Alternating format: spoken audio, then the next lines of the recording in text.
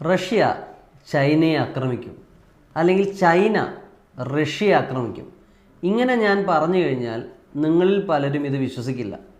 കാരണം റഷ്യയും ചൈനയും വളരെ അടുത്ത സുഹൃത്തുക്കളാണെന്നാണ് നമ്മളിൽ പലരും വിശ്വസിക്കുന്നത്. പക്ഷേ സത്യാവസ്ഥ ഇങ്ങനെയൊന്നുമല്ല. 2022 സീ ജിൻപിങ്ങും പുത്തിനും മീറ്റ് ചെയ്തപ്പോൾ അവർ റഷ്യ ചൈന ബന്ധത്തെ വിളിച്ച ഒരു പേരുണ്ട്. That is no limits partnership, അതിരുകളില്ലാത്ത പാർട്ട്ണർഷിപ്പ്. പുത്തിൻ ഈ ബന്ധത്തെ വിശേഷിപ്പിച്ചത് അൺഷേക്കബിൾ പാർട്ട്ണർഷിപ്പ് എന്നാണ്. പക്ഷേ ഇവരിത് പറയുന്നുണ്ടെങ്കിലും റിയാലിറ്റി ഹിറ്റ്സ് ഡിഫറെൻറ്റ്. ഇത് മാത്രമല്ല, റഷ്യയുടെ 2023 ഇറങ്ങിയ ഒരു ഫോറിൻ പോളിസി ഡോക്യുമെൻ്റ് ഉണ്ട്. അതിൽ യുറേഷ്യയിൽ റഷ്യയുടെ സുഹൃത്തുക്കൾ എന്ന് പറഞ്ഞ് റഷ്യ വിവരിക്കുന്ന 2 രാജ്യങ്ങൾ, ഒന്ന് റിപ്പബ്ലിക് ഓഫ് ഇന്ത്യയും ഒന്ന് റിപ്പബ്ലിക് ഓഫ് ചൈനയാണ്. ഇതൊക്കെ ശരിയാണ്. പക്ഷേ ഞാൻ നേരത്തെ പറഞ്ഞ പോലെ റിയാലിറ്റി ഹിറ്റ്സ് ഡിഫറെൻറ്റ്. സത്യാവസ്ഥ ഇതല്ല. ഇങ്ങനെ ഞാൻ വെറുതെ പറയുകയല്ല. ഇതിന് ഞാൻ നിങ്ങൾക്ക് കുറച്ച് തെളിവുകൾ തരാം.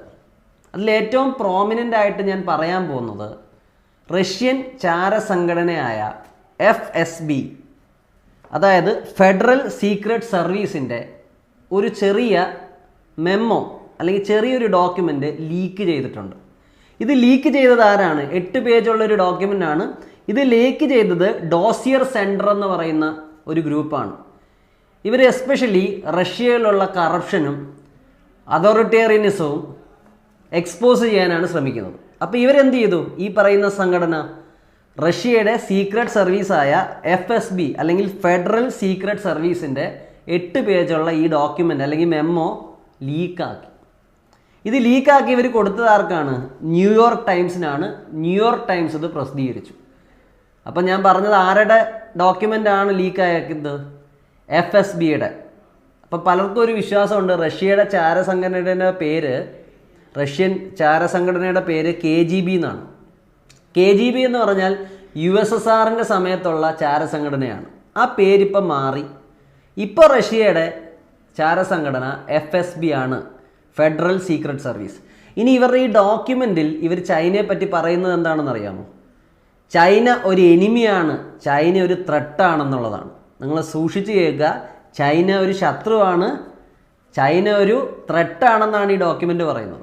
ഇതൊരു ഡ്രാഫ്റ്റ് ഫോമിലുള്ള ഡോക്യുമെൻ്റാണ്. പക്ഷേ ഇത് കാണിക്കുന്നത് ലുബ്യാങ്കിലുള്ള ആൾക്കാർക്ക് ചൈനയെ വിശ്വാസമില്ല. ലുബ്യാങ്ക് വേറെ ഒന്നുമല്ല സ്റ്റുഡൻസ്, ഇത് റഷ്യൻ സീക്രട്ട് ഏജൻസിയുടെ ഹെഡ് ക്വാർട്ടേഴ്സാണ്. അപ്പോൾ ഇത് നിങ്ങളൊന്ന് മനസ്സിലാക്കിയിരിക്കുക. അപ്പോൾ എന്തുകൊണ്ട് ഈ ചൈനയെ റഷ്യയ്ക്ക് വിശ്വാസമില്ല? ഇതിന് പല കാരണങ്ങൾ FSB തന്നെ പറയുന്നുണ്ട്. ഒന്നാമത്തെ കാരണം അവർ പറയുന്നത് റഷ്യൻ ചാരന്മാരെ ചൈന റിക്രൂട്ട് ചെയ്യുന്നു എന്നുള്ളതാണ്. അപ്പോൾ ഡബിൾ ഏജൻ്റായിട്ട് വർക്ക് ചെയ്യാൻ വേണ്ടി റഷ്യൻ ചാരന്മാരെ പൈസ കൊടുത്ത് ചൈന റിക്രൂട്ട് ചെയ്യുന്നു. ഓക്കെ, അത് ഇവർ പറയുന്ന ഒരു കാര്യം. രണ്ടാമത് ഇവർ പറയുന്നത് ചൈനയുടെ ബിസിനസ് സ്ഥാപനങ്ങൾ എസ്പിയോണേജ് വർക്ക് നടത്തുന്നു റഷ്യയിൽ. എസ്പിയോണേജ് എന്ന് പറഞ്ഞാൽ ചാരപ്രവർത്തനം. അവർ കമ്പനി ആയിട്ടാണ് റഷ്യയിൽ പ്രവർത്തിക്കുന്നത്, പക്ഷേ അവർ ഏർപ്പെടുന്നത് ചാരപ്രവർത്തനത്തിലാണ്. എക്സ്പെഷ്യലി എനർജി ഇൻഫ്രാസ്ട്രക്ചറിലൊക്കെ വർക്ക് ചെയ്യുന്ന കമ്പനികൾ. ഹുവാവയുടെ പേരൊക്കെ ഇതിനകത്ത് പരാമർശിച്ചിട്ടുണ്ട്. പലപ്പോഴും ഹുവാവയ്ക്ക് വർക്ക് ചെയ്യാൻ ഇന്ത്യയും പെർമിഷൻ നിഷേധിക്കാറുണ്ട്, അല്ലെങ്കിൽ അവരുടെ പ്രോജക്റ്റ് നമ്മളങ്ങനെ സമ്മതിക്കാറില്ല. നോർമലി അതിന് നമ്മൾ പെർമിഷൻ കൊടുക്കാറില്ല. കാരണം ഇതാണ്, ഇതിന് വേറെ ഉദ്ദേശങ്ങൾ കാണും. അതുപോലെ ഇവർ പറഞ്ഞത് സൈബർ എസ്പിയോണേജ് ഇതും ചൈന നടത്തുന്നുണ്ട് റഷ്യക്കെതിരെ എന്നാണ്. സൈബർ എസ്പിയോണേജ് എന്ന് പറഞ്ഞാൽ എന്താ ഉദ്ദേശിക്കുന്നത്? റഷ്യയുടെ ഗവൺമെൻറ് ഡിപ്പാർട്ട്മെൻറ്റ്സ് അല്ലെങ്കിൽ റഷ്യയുടെ സീക്രട്ട് ആയിട്ടുള്ള ഫയൽസ് എല്ലാം ഹാക്ക് ചെയ്യാനുള്ള ശ്രമം ചൈനീസ് ഹാക്കേഴ്സ് നടത്താറുണ്ട്. ഇത് ഇവർ പറയുന്നത് നാറ്റോയും USA ഒക്കെ റഷ്യൻ ഡോക്യുമെൻറ്റ്സ് അല്ലെങ്കിൽ റഷ്യൻ സോഫ്റ്റ്വെയർസ് അതുപോലെ പല സാധനങ്ങളും ഹാക്ക് ചെയ്യാൻ നോക്കാറുണ്ട്. ഇതിനെക്കാട്ടി കൂടുതൽ ഹാക്കിംഗ് ശ്രമങ്ങൾ നടക്കുന്നത് ചൈനയിൽ നിന്നാണ്. അപ്പോൾ ഞാൻ ഒന്നാമത് എന്താ പറഞ്ഞത്? റഷ്യൻ ചാരന്മാരെ ചൈന കാശ് കൊടുത്ത് റിക്രൂട്ട് ചെയ്യാൻ ശ്രമിക്കുന്നു. അവരുടെ കമ്പനികൾ റഷ്യക്കകത്ത് നിന്ന് ചാരപ്രവർത്തനം ചെയ്യുന്നു. എക്സ്പെഷ്യലി അവരുടെ എനർജി ആൻഡ് ഇൻഫ്രാസ്ട്രക്ചറിൽ വർക്ക് ചെയ്യുന്ന കമ്പനികൾ. ഓക്കെ, ഡ്യുവൽ യൂസ് ടെക്നോളജിയിൽ വർക്ക് ചെയ്യുന്ന കമ്പനികൾ, അതായത് സിവിലിയൻ ഇൻ്റലിജൻസ് അവർ ഗ്യാദർ ചെയ്യാൻ ശ്രമിക്കുന്നു റഷ്യയുടെ അകത്തുനിന്ന്. ഇത് റഷ്യക്ക് ടെൻഷനാണ്. മൂന്നാമത് ഞാൻ പറഞ്ഞത് എന്താ, സൈബർ എസ്പിയോണേജ് നടത്തുന്നുണ്ട്. റഷ്യയുടെ ഡോക്യുമെന്റ്സ് ഹാക്ക് ചെയ്യുന്നു, അവരുടെ വെബ്സൈറ്റ് ഹാക്ക് ചെയ്യുന്നു. ഈ ശ്രമങ്ങൾ വരുന്നത് ചൈനയുടെ അടുത്തു നിന്നാണ്. ഇത് പലപ്പോഴും നാറ്റോ റഷ്യക്കെതിരെ നടത്തുന്ന സൈബർ അറ്റാക്സിനെക്കാട്ടി കൂടുതലാണെന്നാണ് ഈ ഡോക്യുമെന്റ് പറയുന്നത്.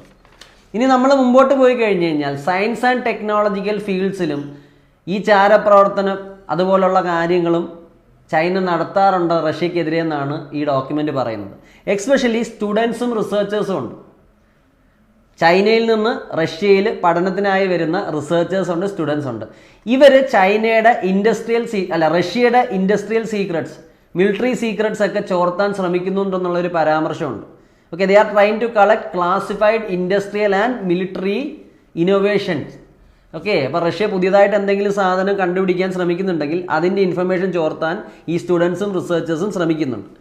അത് മാത്രമല്ല, നിങ്ങൾക്കറിയാം ഇപ്പോൾ ക്ലൈമറ്റ് ചേഞ്ച് നടക്കുകയാണ്, ഗ്ലോബൽ വാർമിംഗ് നടക്കുകയാണ്. റഷ്യയുടെ മുകളിലൂടെ നമ്മൾ സഞ്ചരിക്കാനുള്ളൊരു പാത ഇപ്പോൾ റെഡി ആയിട്ട് വരികയാണ്. ഇതിനെ നമ്മൾ നോർത്തേൺ സീ റൂട്ട് എന്ന് വരും. അതായത് മഞ്ഞുപാളികൾ ഉരുകുമ്പോൾ അതൊരു ട്രേഡ് റൂട്ടായിട്ട് റഷ്യക്ക് ഉപയോഗിക്കാം. ഇപ്പം റഷ്യ ഉപയോഗിച്ചിട്ടിരിക്കുന്ന വഴി അത് വളഞ്ഞൊരു വഴിയാണ്, നോർമൽ സീ റൂട്ടാണ്. പക്ഷേ ഈ മഞ്ഞുരുകുമ്പോൾ അവിടെ എന്തുണ്ടാവും, അവിടെ ഒരു പാത തെളിയും.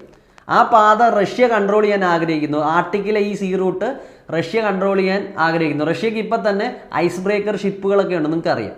പക്ഷേ ഇവിടെയും ചൈന റോള് പ്ലേ ചെയ്യുന്നുണ്ട്. ചൈന ഇവിടെയും ചാരപ്രവർത്തനങ്ങൾ നടത്തുന്നുണ്ട്. പലപ്പോഴും റഷ്യൻ ഏജൻസീസ് അല്ലെങ്കിൽ റഷ്യ പെർമിഷൻ കൊടുക്കാത്ത പല പ്രവർത്തനങ്ങളിലും ചൈന ഏർപ്പെടുന്നുണ്ട്. ചൈനയുടെ റിസർച്ച് സെൻറ്ററുകൾ അവിടെ പ്രവർത്തിക്കുന്നുണ്ട്.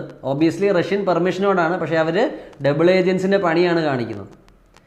അതുപോലെ തന്നെ അവർ ചെയ്യുന്ന വേറൊരു കാര്യം എന്ന് പറഞ്ഞാൽ ചൈനയുടെ മൈനിങ് കമ്പനീസും അവിടെ ഉണ്ട്. അവരും ഈ പ്രവർത്തനത്തിൽ ഏർപ്പെടുന്നുണ്ടെന്നുള്ളതാണ് ഈ റിപ്പോർട്ട് പറയുന്നത്.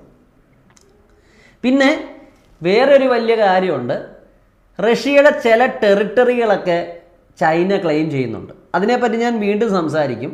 പക്ഷേ ഇപ്പം ഞാൻ പറയുന്നത് റഷ്യയുടെ ചില ഭാഗങ്ങൾ ചൈന ക്ലെയിം ചെയ്യുന്നുണ്ട്. ഈ ഭാഗങ്ങൾ ചൈനയുടേതാണെന്ന് തെളിയിക്കാൻ വേണ്ടി അവിടെയുള്ള അക്കാഡമീഷ്യൻസ് അവർ റിസർച്ച് നടത്തി തുടങ്ങി.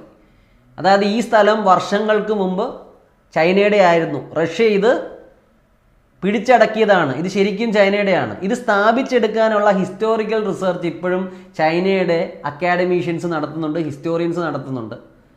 അപ്പോൾ ഈ ശ്രമവും റഷ്യയ്ക്ക് ഒട്ടും ഇഷ്ടമല്ല. ഓക്കെ, അതൊരു കാര്യം. അതുപോലെ തന്നെ സെൻട്രൽ ഏഷ്യയിൽ, ഇത് ഈ റിപ്പോർട്ടിലുള്ള കാര്യമല്ല, ഞാൻ പറയുന്നതാണ്. സെൻട്രൽ ഏഷ്യയിൽ ചൈന ഇൻഫ്ലുവൻസ് വളരെയധികം കൂട്ടാൻ ശ്രമിക്കുന്നുണ്ട്.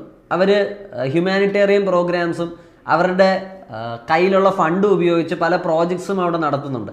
ഇത് റഷ്യക്കൊരു പ്രശ്നമാണ്. കാരണം സെൻട്രൽ ഏഷ്യ റഷ്യയുടെ ബാക്ക്യാർഡായിട്ട് കാണുന്ന സ്ഥലമാണ്, റഷ്യയുടെ തട്ടകമായിട്ട് റഷ്യ കാണുന്ന സ്ഥലമാണ്. ഇവിടെ ചൈന കയറി അധികം കളിക്കുന്നതും റഷ്യയെ കുറച്ചൊക്കെ വറി ചെയ്യിപ്പിക്കുന്നുണ്ട്.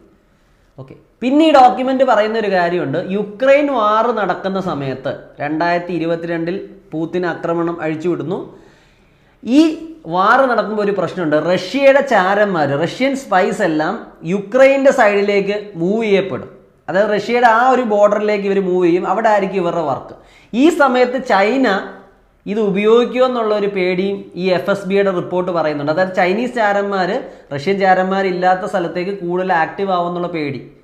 കാരണം യുദ്ധം വരുമ്പോൾ റഷ്യയുടെ സ്പൈസൊക്കെ യുക്രൈൻ ബോർഡേഴ്സിലേക്ക് പോകത്തില്ല ചാരന്മാരെല്ലാം.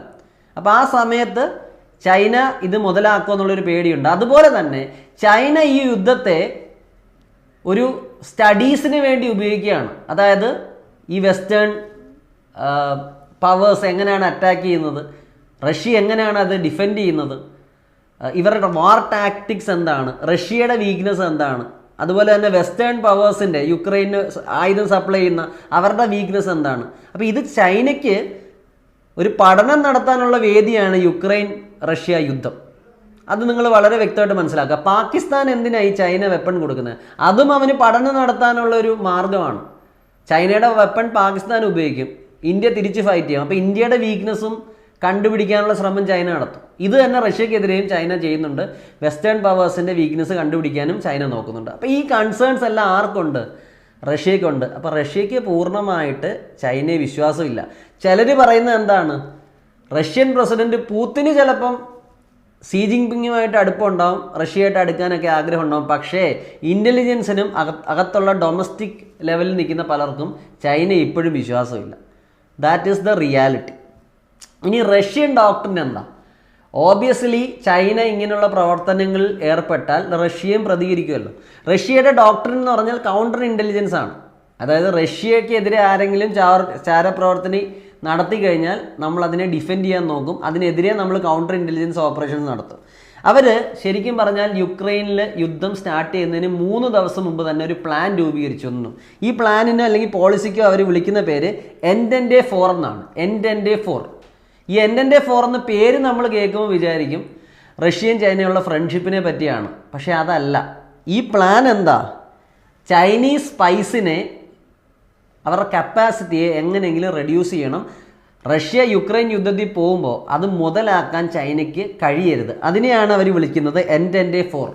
അപ്പോൾ യുക്രൈൻ യുദ്ധം വന്ന സമയത്ത് തന്നെ റഷ്യക്ക് പേടിയുണ്ട് ചൈന ഈ സിറ്റുവേഷൻ റഷ്യയുടെ വീക്ക്നെസ് ഉപയോഗിക്കുമെന്ന്.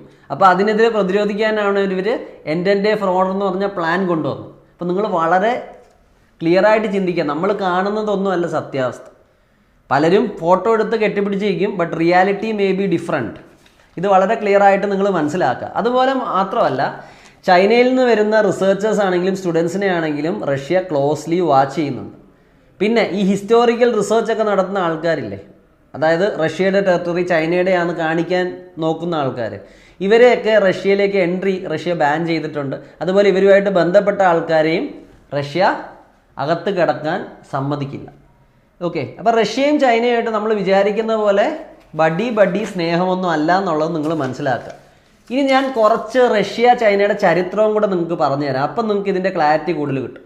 അപ്പം നിങ്ങൾക്കറിയാം റഷ്യയും ചൈനയും രണ്ടുപേരും കമ്മ്യൂണിസ്റ്റ് രാജ്യങ്ങളാണ്. അപ്പോൾ തുടക്കകാലത്ത് ഇവർ തമ്മിൽ ബന്ധം ഉണ്ടാവും.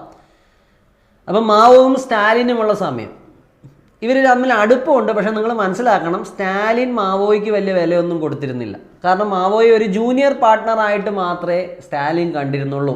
ഇതിൻ്റെ എക്സാമ്പിളുണ്ട്.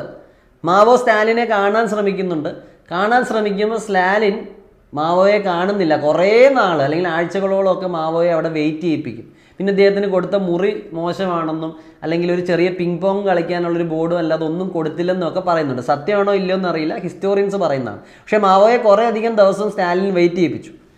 ഈ സ്റ്റാലിൻ മരിച്ചു കഴിഞ്ഞിട്ട് USSRന്റെ ലീഡറായിട്ട് വരുന്നത് നികിത ക്രൂഷ്ചേവാണ്. ക്രൂഷ്ചേവിന് പക്ഷേ ഈ സ്റ്റാലിൻ്റെ പോളിസീസിനോട് താല്പര്യമില്ലായിരുന്നു. അദ്ദേഹം ഡീസ്റ്റാലിനൈസേഷൻ്റെ പ്രോസസ്സ് തുടങ്ങി. അപ്പോൾ സ്റ്റാലിൻ്റെ സിദ്ധാന്തങ്ങളിൽ നിന്ന് ക്രൂഷ്ചേവ് വ്യതിചരിച്ച് സഞ്ചരിച്ചു. ഇത് മാവോയ്ക്ക് ഇഷ്ടപ്പെട്ടിട്ടില്ല.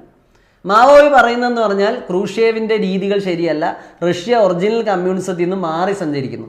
ഇദ്ദേഹം റഷ്യയെ വിളിച്ചത് എന്താണ്, അല്ലെങ്കിൽ അന്നത്തെ USSRനെ വിളിച്ചത് എന്താണ്? അന്ന് റഷ്യ അല്ല കേട്ടോ, അന്ന് USSR ആണ്.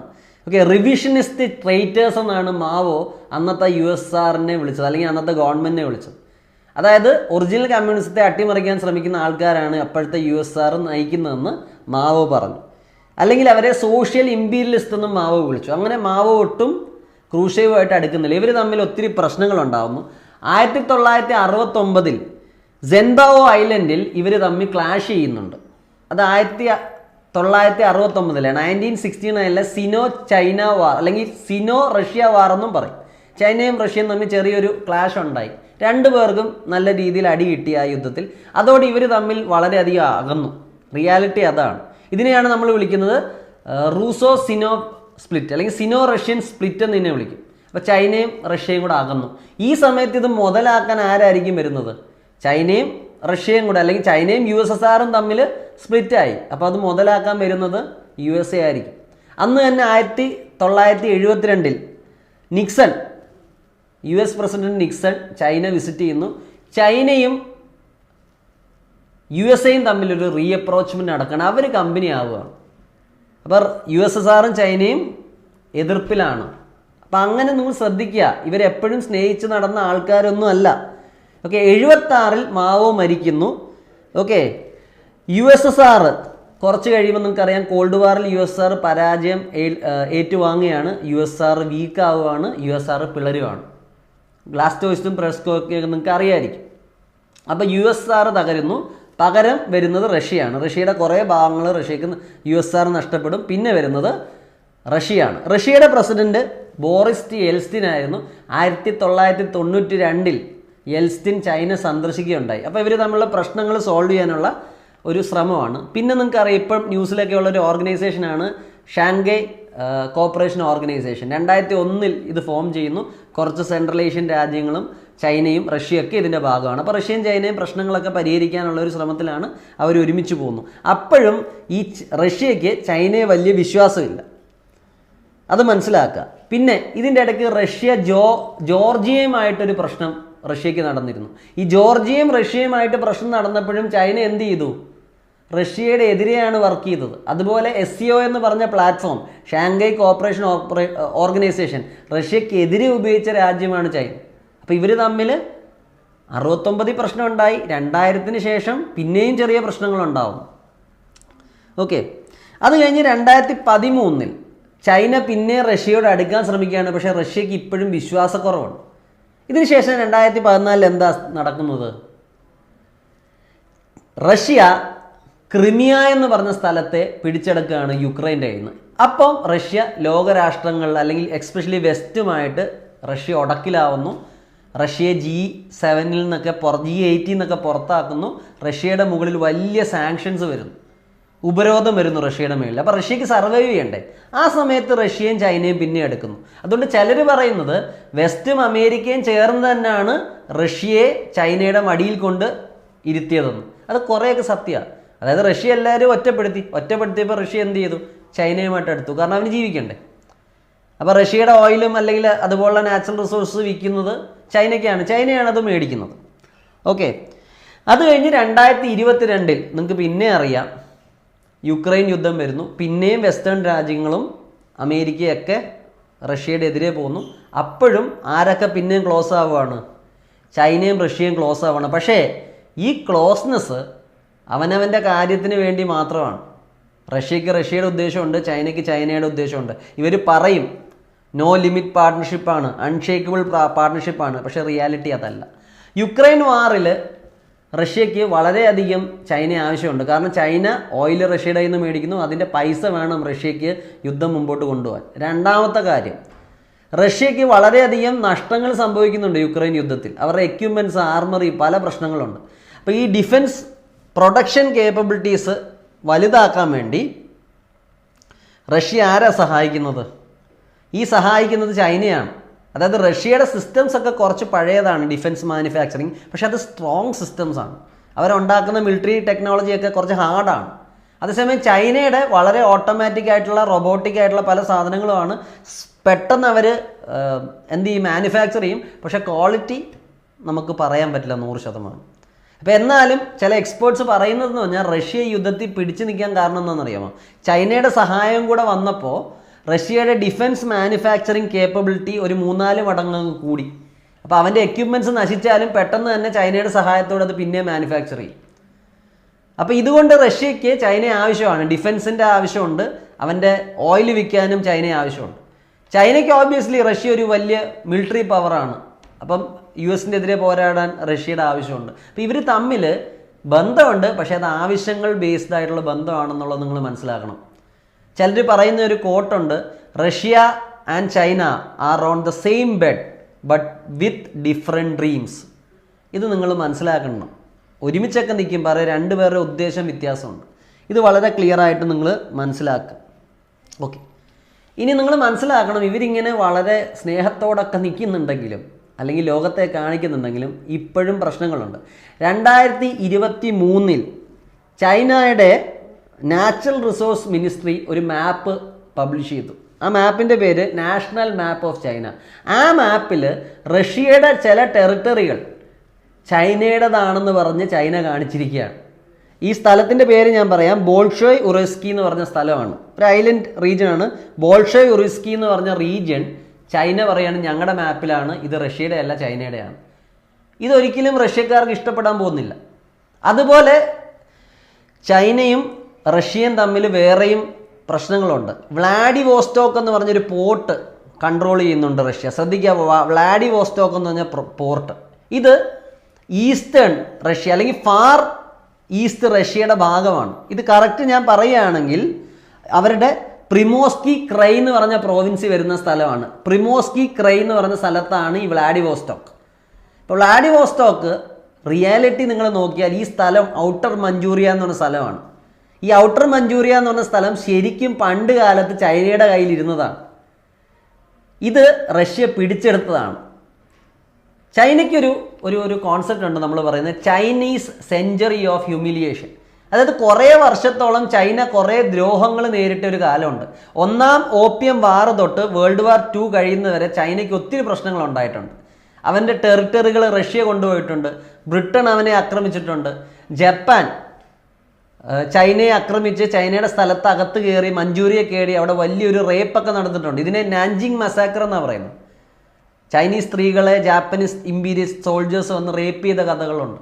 അപ്പോൾ ആ ഒരു 100 വർഷം ചൈനയ്ക്ക് വളരെയധികം നാണക്കേടുണ്ടാകുന്ന വർഷമാണ്. കാരണം അവർക്ക് എല്ലാ സൈഡിൽ നിന്നും അടി കിട്ടി. ഇതിനെയാണ് ചൈന സെഞ്ചുറി ഓഫ് ഹ്യൂമിലിയേഷൻ എന്ന് പറയുന്നത്. ഓക്കെ, ഈ സമയത്ത് തന്നെയാണ് എന്ത് പറ്റുന്നത്, ഈ രണ്ടാം ഓപ്പിയം വാർ നടക്കുന്നുണ്ട്. എൻ്റെ ഓർമ്മ ശരിയാണെങ്കിൽ 1856 തൊട്ട് 60 വരെ. ഈ സമയത്ത് ചൈനയുടെ ഈ ഔട്ടർ മഞ്ചൂരിയ റീജിയനിലുള്ള സ്ഥലങ്ങൾ ആര് കൈയടക്കുന്നു? റഷ്യ കൈയടക്കുന്നു. കാരണം ചൈന ആ സമയത്ത് ബ്രിട്ടനും ഫ്രാൻസുമായിട്ട് യുദ്ധത്തിലാണ്, ഓപ്പിയം വാർ നടക്കുകയാണ്. അപ്പം ആ സമയത്ത് തന്നെ റഷ്യയുടെ സാറുണ്ട്, റഷ്യയുടെ പഴയ ഭരണകർത്താവിനെ നമ്മൾ സാർ എന്നാണ് വിളിക്കുന്നത്. സാറ് പറഞ്ഞു ചൈനയോട്, എനിക്ക് ഈ സ്ഥലം വേണം, അല്ലെങ്കിൽ നീ ഒരു കാര്യം ചെയ്യണം, 2 ഫ്രണ്ട് വാറിന് റെഡി ആയിക്കോ. ഒരു സൈഡിൽ ബ്രിട്ടനും ഫ്രാൻസും മുകളിൽ നിന്ന് ഞാനും അറ്റാക്ക് ചെയ്യും. അപ്പോൾ ഒരു രക്ഷയില്ലാതെ അന്ന് ചൈന ഭരിച്ചുകൊണ്ടിരുന്ന king dynasty, QING, king dynasty അവരുടെ സ്ഥലം റഷ്യക്ക് വിട്ടുകൊടുത്തു. ഈ ഔട്ടർ മഞ്ചൂരിയ റീജിയൻ, ഈ ഫാർ ഈസ്റ്റ് റഷ്യയിലെ ഈ റീജിയൻ ഇപ്പോഴും റഷ്യയുടെ കയ്യിലാണ്. ഈ ഒരു ട്രീറ്റി ഉണ്ട്, ട്രീറ്റി ഓഫ് പെക്കിംഗ്.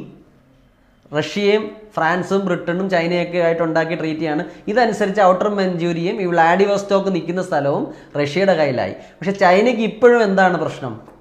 ചൈനയ്ക്ക് ഇപ്പോഴും അത് മറക്കാൻ കഴിഞ്ഞിട്ടില്ല. അത് എൻ്റെ റീജിയൻ ആണെന്ന് തന്നെയാണ് ചൈന വിശ്വസിക്കുന്നത്. അത് വ്ളാഡിവോസ്റ്റോക്ക് ഒരു നല്ല പോർട്ടാണ്. അപ്പോൾ അത് ചൈനയ്ക്ക് വേണമെന്ന് ആഗ്രഹമുണ്ട്. ചൈനീസ് ആൾക്കാർ പറയുന്നത് ഇത് ശരിക്കും ചൈനീസ് തന്നെ ആയിരുന്നു. റിയാലിറ്റി നോക്കിയാലാണ്. പക്ഷെ 160 വർഷത്തിൽ മുകളിലായിട്ട് അത് ആരുടെ കയ്യിലാണ്? അത് റഷ്യയുടെ കയ്യിലാണ്.